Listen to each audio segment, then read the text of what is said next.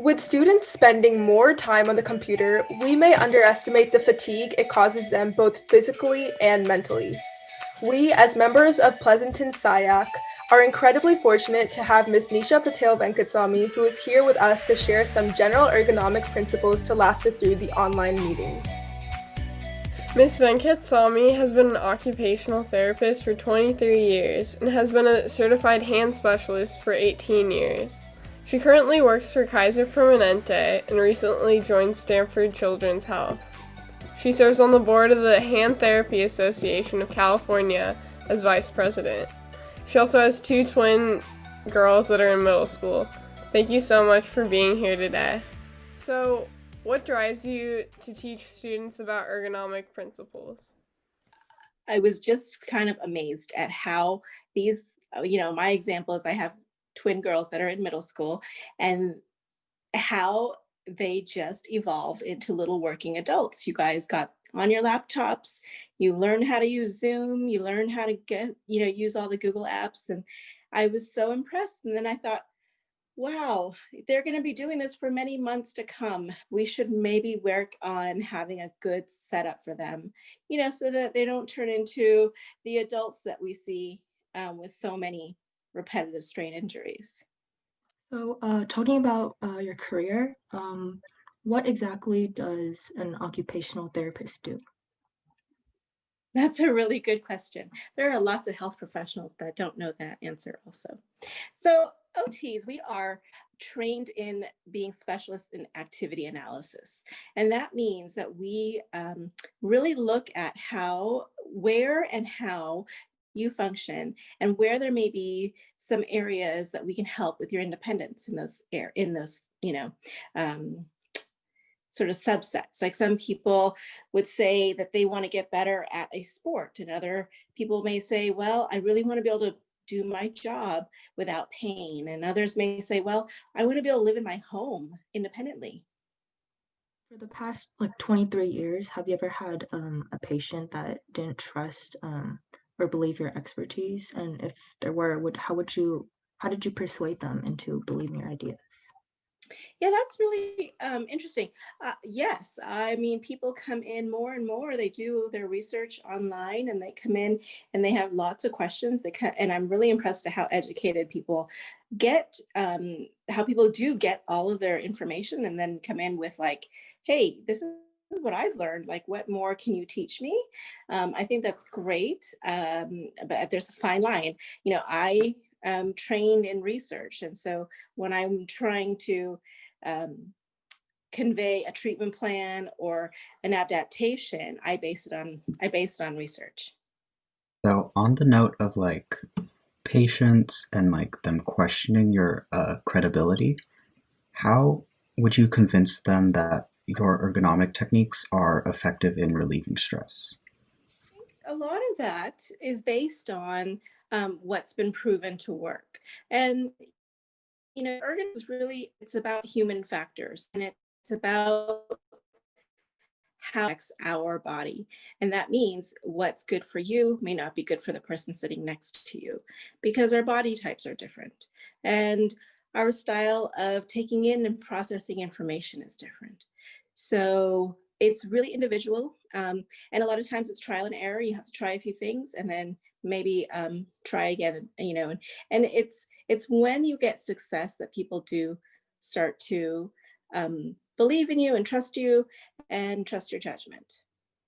Thank you. So, from your experience, especially I think it would be important for us students to know what are common mistakes that people make that negatively affect their health and their working environment. Too. I think, it's not just the students. I think it's us as a 2020 culture of everything is online, whether it's work, school, activities. And so we are people who are just forward all the time. And so that really does play a huge role in our health, our forward posture. And so there are things that we can pay attention to spend some time out of those forward postures.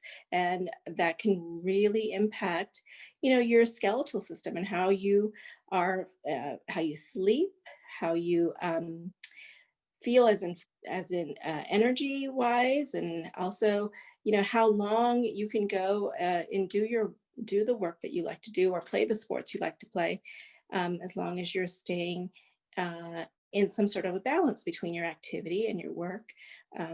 You have to find some sort of a balance. I think a lot of students would love to know the answer to this question, but what type of simple activities do you recommend for school athletes or students in general who haven't been very active during distance learning?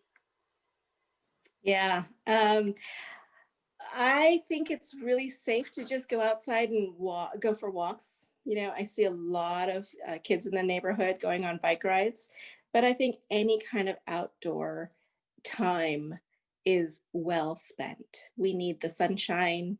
We need to see other people. We need to do it safely at a distance with our masks on. But I think it's really important that we get outside and at least go for walks. Most of our classes are over an hour during remote learning. So how do you think this could be adjusted to make sure you are able to take breaks even in a longer time period?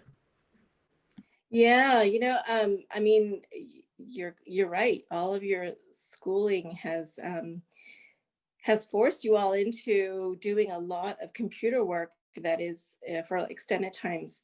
And the general rule is like every 20 minutes, take a 20-second break and look 20 feet away. So you're Ergonomic techniques should be further promoted in the work environment. I think most organizations do a very good job of trying to reach out to employees. But I think now we need to reach out to our youth, and start these habits very young. Because it's not just the computers, it's the video games, it's everybody on their cell phones.